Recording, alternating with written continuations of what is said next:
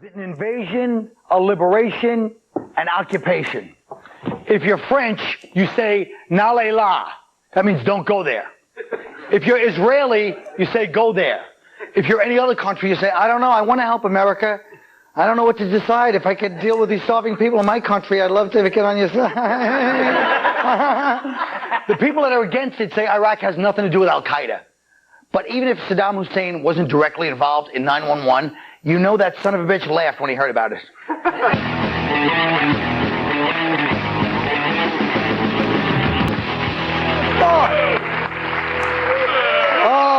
Oh. Now, as I said before, Saddam Hussein is the first guy to wear a yellow suit and a mustache since I think it was the Steve Harvey Showtime special in '93. That's not the point. Who cares about that? Should we be going to Iraq? Yes or no? Let's hear some answers. Yes. Why? Why? We should be in Iraq. We should be in Iran. We should be in Saudi Arabia. Every country where you can make $1 million being a bikini waxer. All right. How about you, fella? You said yes, too. Yes, absolutely. We should be in there, man. Okay. Revenge. Yes. Payback. Payback. That's it. Do you think 9/11? You think there's some Al-Qaeda connection there? Of course. I don't know. I mean, $100 billion on a war when all you need is $2 to put a bullet in Saddam Hussein's bean and spend the rest on the after party, baby. Sure, but look, have you noticed? They should kill him. They should kill him themselves. Don't you think the Republican Guard should just say, look, Saddam, there's nothing personal, but this is getting serious, and blast them? You tried doing Well, you have to force like what I did the gun. Who's going to have people kill their own people? You just can't do that, man. That's coming from him, a black guy. But that's what I'm saying. You can't. Your project will have 10 but cases leaders, of the law. no leaders. I'm not talking about well, they're killing each other. The Lord, you know what I mean? Yeah. That's what I was trying to make a joke out of. I not only knew you mean, I said it first, but go ahead. Well, you can't. If I didn't like Al Sharpton, I wouldn't have him killed because he's black. So they can't kill Saddam because they're Saddam them. Well, we knew when you let. We knew that. We knew that when you let OJ off. Now, listen, this is why OJ wasn't guilty, right? It's the same get him, thing. Jim. Who's sticking to him? But who's going to have the balls if you're in a room with Saddam to make the first move? You know what I mean? That's true. Are you going to do that and nobody backs you up? And Then what are you going to do? people thought they should have killed Hitler. The director got that. They tried to kill Hitler. I mean, their own people, but it's hard for you to kill your own people. It's ridiculous. The whole country hates the guy. We should keep war where it belongs, Compton. It's right. I don't understand this, man. You know what, though? But they've been framing the debate so that if you disagree with this, then you're un-American. You know, that's not true. No, but I criticized George Bush in my show, and somebody after the show said I was a commie liberal pinko faggot who deserved to die. Yeah, that was your I thought, I don't deserve to die. Don't you think when you listen to them, don't you think? Oh, shut up, job of the comic. He looks like he'd be sitting. What are you, table for 8? Look at you. Go on, Paulin. And the center square. All right, let me ask you something serious. A lot of people say if we attack Iraq, we're going to increase terrorism. Do you think it's an increase or decrease it? It's not going to either. I mean, terrorism's always going to be there. It's not like if we don't go in there, Al-Qaeda's going to downsize. You know what I mean? Yeah. How many terrorists do you think there is, man? What do you think there's a whole country? There's only a couple of dudes, man. It's a gang. They caught the dude that looked like Joey Buttafuoco, and they said that whole thing is finished. And Saddam's, I mean, the other dude is around the corner, the Bin Laden dude. So I mean, whatever, man. We got to destroy something. Right? Remember, listen, man. Yeah. Remember, okay, World War II. Wait a minute there, sweetness. Say what you want. He's all excited to get out his ad-lib written jokes. Now, look, here's what I'm saying. In World War II, right, we bombed the Asians. Right? The Japs. The Japanese. We didn't hit the other. Listen, will you listen to me? No. Here's what I'm saying. Let me finish. They bombed the Japanese, right? And you think you're Cornel West? Well, now listen to me. Another nice Negro. That was a good one, wasn't it? But we've been gangsters for the last 50 years after that. Gangsters or gangsters? Who are you talking about right now? Well, I'm on a white show, so it's the ER. So look, we bombed them, and we've been gangsters for the last 50 years. Yeah. So we got to do something atrocious. To let people know. So we can be running stuff for the next 50 years. So we cannot let them get away with them. When I say them, whoever did it, after they flew the planes in the building, people were watching. You gotta smack them down, and then we can relax for the next 50 years. That's all I'm saying. This is like getting a history lesson from Belushi in Animal House. We killed some Asians. That hurts. The truth of the matter is, though, look. Nice to be on your show, by the way. Thanks. Right now. Jesus Christ. Man. It was All right, a very sit long Shut up. for a short Listen. turn. Well, you cut me off. Go ahead. Who? I am? Not you, sir. You know, guys, I really feel that, what about Saddam Hussein? Let's talk, what happens if we don't go? What's going to happen? We bombed France. Well, should we bomb France or should they just mind their business? Well, he wants to bomb somebody. He wants to go in so bad But he it's can't not, stand it. it's not Bush, it's just war lust. That's ridiculous. That's too simple, you know what I mean? But I'm saying, do you think, for example, we have to get a bunch of these countries on our side, like there's a lot of countries left over, that we do have to get on our side. Do you think we should just go in and quit pretending? They got their own interests. I mean, Well, I mean, look at the coalition they've got. They've got Britain, they've got Spain, they've got Bulgaria. That's not a coalition, that's a circle jerk. You know, at the same time, this isn't the first time that Europe has been passive while a Jew-hating tyrant with a weird-looking mustache, who kills his people by giving them gas. Obviously, I'm talking about Chef Boyardee. Never again. I knew it. Never couldn't do my again. history You're lesson. blaming it on my people. Now Yeah, listen. it's all you. What happened there? Yeah. Who do we have to get on our side? What countries? Cameroon? Who we got? Cameroon, Oh, geez. Guinea. Don't piss them off. You can speak to Guinea for us, don't you think? Absolutely. I All don't know what right, that anyway, meant to Why you, do we Irishman. even need permission? I don't know. We do, that's the whole thing, is all country is so weak now. Everyone's like, the public's not into it. Yeah, the old days, they go, look, we're going, Roosevelt would say, look, a war started 2 days ago. You might have heard those bombs. That was us. You people can help by minding your own business and shutting your traps. Right. The next one, You know what? I don't know though. I mean, the whole our way or the highway. what's wrong with that? It just bothers me. I mean, Why it's like does that bother? because there's the whole world. Or, you know what I mean? There's the Yeah, whole but world they, to obviously consider. they have their own interests, just like we do. I mean, Everyone's looking out is for the themselves. UN? I mean, some people say the UN is like a battered wife. The bitch just don't listen.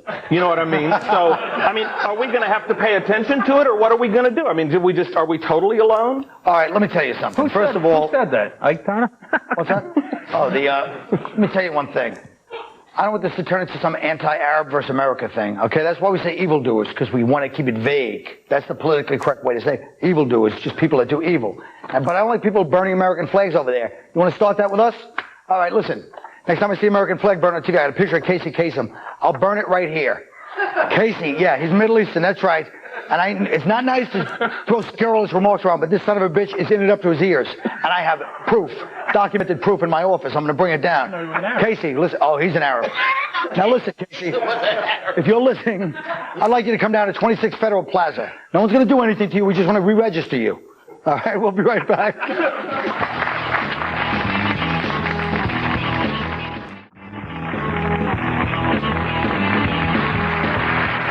Okay. Now we're going to talk about a subject that we really don't know that much about. Sex education. That was a good one, Bill. Is it good in school, sex education? Is it good, bad, or a waste of time? Now, people have asked themselves the same thing about this show, but I don't want to talk about that right now. Be that as it may, let's talk about it. Is sexual education the responsibility of the parents? Should the schools interfere? No, you should learn it in the streets, like everything else. In the alleyways and the gutters and the cars of life, baby. Well said by a black man. Now look.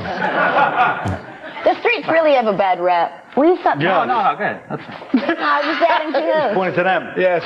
All right, let me ask you Can I this. ask you, what do you mean by interfere? If you mean teach them absence, that's one thing. But if it's like your physics teacher taking you to the Capri Motel at 4 in the afternoon, sitting on your face until Jeopardy comes on, that's, maybe they should mind their business. I think abstinence is good. They should cover all that stuff, but you should definitely not preach abstinence. There's that should be taught as an option. But if you really preach it, that's when the kids go crazy with sex. Have you ever heard of Catholic girls? Yes, I have. Yeah, you should teach contraception and disease prevention and where to get good lube. Again. Going in, now we're talking about Catholic boys. But I don't think parents really. I mean, like I said to my mommy, I said, "What does it mean when two you say people mommy? do it?" Yeah, mommy.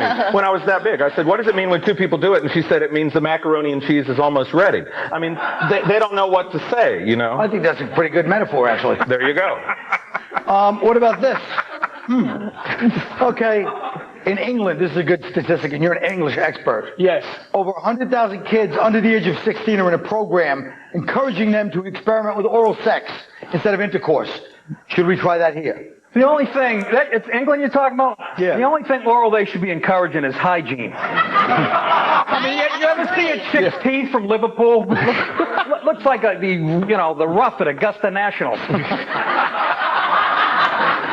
Again, trying to get the joke out with 8 people. He knows my girlfriend from Liverpool. I know, he knows your girlfriend's from Liverpool. That's a direct attack. Friend from Liverpool. If they're going to teach oral sex, they ought to teach technique. Look what You know, because every one of us has had we've all had a bad Hummer. Yes, that's true. Amen. This girl.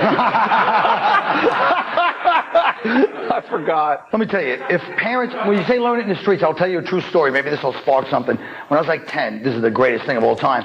My friend's father used to, and he only went with the hottest girls. He would have them strip them naked and have me and my friends fool around with them, like make out with them and feel them up and everything, you know? I swear to God. And I kept coming back like that night. My friends were like, hey, let's go watch what? I'm going to say, you nuts, you know, we get like, you're crazy. So I kept coming back and bothering them all night. And the next day, my father had to come pick me up. And he goes, your son's really interested in sex. And then it was like dead silence for me and my father for like the whole walk home. Nothing.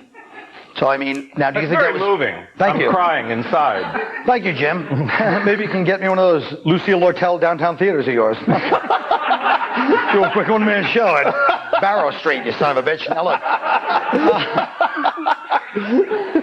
But don't you think that was actually healthy? Not the part where I was ashamed of it, but the part where we're actually doing it. Don't you think a guy like that is... So you're saying your best friend's father's helping you get laid at like 12? That's Not healthy? laid at 10. He was letting us fool around with this... I'm saying, I'm telling you a story with the greatest man who ever lived. Yeah, obviously. How did you guys learn about sex? Anybody have a little anecdote? I was lucky. You were lucky? What happened? I had 3 older sisters, so, you know, I was lucky because they were whores. I was taught that, I mean, you know, my mom said that it had something to do with the man planting the seed, so sex for me was always associated with yard work. Yeah. You know, it's like I see a lawnmower and I go, oh my God. That's right. How about you, fella? I just had regular sex, man. I mean, nothing special. No thumbs in the butt and I didn't ask. If anybody has sex with you, if anybody has sex with you, they have to find your genitalia first. Ooh, Be easier to find a Lindbergh baby. Way to keep it contemporary. Yeah, great. Lindbergh, baby. I'm the only one who gets that. Go ahead. The only advice I got about sex from my dad, he said, you know, Nick, sex is like pizza. Even when it's bad, you still got to pay for it. Well put. I guess that's the end of the round. The center square today, Mr. Jim David. Yes. And we'll be right back after this.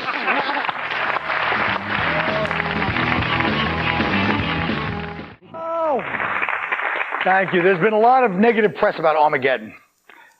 Nothing? But when this ancient prediction finally comes true sometime next week, it'll give us a rare opportunity to get right with God.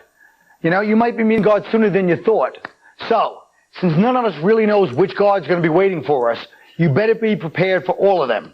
First up is the notorious B-U-D, Buddha. You say the name, you immediately think of a religion that seems cool, but then you find yourself sitting in the lotus position with a couple of dysfunctional vegans who are only doing this because their learning annex instructor said it's a good way to meet singles. If you judge a religion on its teachings and not by the indentation its leader leaves in the sand, Buddhism may be for you. Hinduism is all about the reincarnation. I recently found out that in one of my past lives, I was a Roman transvestite. They called me Ben-Hur. Nothing? Ben-Hur, they said. Hindus have too many gods to pray to. That's the problem with them. When you want to switch, it's like changing doctors. You go to your elephant god. He has to send the old charts over to your new guy. You know how long that takes? You call up the elephant. Where's my charts? He's like, hey, I only got 2 hands. He said, I know. That's why I'm going Vishnu. He's got 11. I guess that joke would work better. I'm not an expert. If there were more than 2 hands on the Vishnu right there. There's only 4. I said 11. I was raised as a Catholic. And you can say what you want about us. People put all the blame on the priests. But when you're denied the godly pleasures of the flesh, and then a line of smooth young boys is kneeling in front of you with their mouths open, all right? That can bring out the French house music all night long in any one of us. Now, suddenly Father Brian sashaying around the altar like Giselle Bundchen on the Milan runway. Father Flaherty's on the pipe organ blasting out It's Raining Men. Nothing? All right. This brings us to the Jews. Everybody has an opinion on the Jews. They're like the blacks in the sense that when you choose to express that opinion, you shut the door first and lower your voice. The chosen people are guided by the teachings of the Torah and the Hollywood Reporter. Use caution around them with food. They tend to become agitated by it. The Jews are successful. They evoke a lot of anger in people, and it's still a debate whether they bring it on themselves or it's just good old-fashioned player hating. The tragedy of Israel is that if this thing goes off, they will be hit in a devastating attack that will leave their businesses, buildings, and housings decimated. The good news, they're covered for most of it. Islam is the Oakland Raiders of religion. There are many kinds of Muslims in the world, Sunnis, Shiites, and the Wahhabis. Now, not wannabes, I said Wahhabis, all right? How can I put this politely? The Wahhabis are the big newsmakers. On the positive side, the Islamics always take care of the poor. They're not materialistic as a rule, and they follow their religion closely. Hopefully not as close as the FBI follows it. But anyway, let's face it, nobody wants to stereotype a whole religion. But when you leave my church, they say, go in peace. And when you leave the mosque, they say, everybody with a knapsack, stick around. I got to talk to you about something. It's funny if you say knapsack instead of knapsack, by the way. If you're getting into comedy, we kid. But the truth is, if you want to jump on the Islamic bandwagon, just don't park it near a school. That's all I'm saying. Now, I know there are some... Wow. I know there are some fake intellectuals out there that say religion is the reason for all war. That's ridiculous. That's like blaming hip-hop for all the violence in music. Bad example. Religion is like anything else.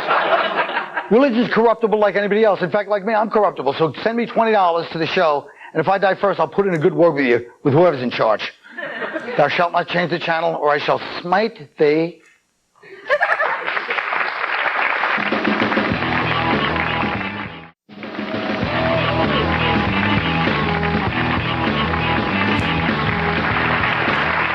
Whoa! Hey, you guys should have seen us off panel. We were really funny. Look, it's not easy to talk to kids about sex, but can we really teach them today? Cable TV, the internet, by the time they're 12, they've already seen things that Larry Flint wouldn't allow in his garage. So here's your task. Take your experience and give the kid a sex talk. How about Patrice first? Well, thank you, sir. My sex talk would be with my little girl, Sweetie. You know, I know it's not fair. If some little boy plays the piano at 6, he's Beethoven. If some 10-year-old retarded boy learns how to count matchsticks that fell on the ground, he's Rain Man. But when a 15-year-old girl likes to have sex, they call her a slut. And that's not what she should be called. Call what she really should be called, a prodigy. Keep striving, sweetie. Okay. That was very inspirational. Sarah. Sometimes a bird meets a bee. And the bird will put his penis inside the bee's vagina. At first the bee is scared and uncomfortable and the whole experience borders on devastation, but then eventually, despite that first encounter, or maybe because of it, the bee cannot get enough bird talk. Good night, sweetie. Bird Nick DiPaolo. Speaking of bird Nick DiPaolo. Hey, we found the pulse of the audience. Lisa, my little girl, I'd like to talk to you about the birds and the bees. You see, the birds and the bees are different today than when I was your age. When I was a kid, birds used to stay in one nest, but today they jump from nest to nest, and that's how you get the West Nile virus, and that stuff will kill you. And well, as far as the bees go, there used to be only one kind of bee, but now there's something they call African bees. And if you bring one of them home, I'm going to kill you. Do we understand each other, sweetie? Sleep tight. Jim, David. Jim, would you like to finish us off? Yeah. And I don't mean that as a euphemism. Yeah, there you go. All right. I would say to my kid about the birds and the bees, or as my daddy called it, the sheep and the sharecroppers, eventually you'll learn for yourself that sex with commitment is the best, but sex without commitment is usually worth the cab fare. But I really don't know what to say to a kid about sex, except this is our little secret. I'm not going to follow that. Folks, guess what? That's the show. I'm smarter to follow that. Thank you very much for coming. And stay tuned for, I don't know what's on next. It doesn't matter. All right.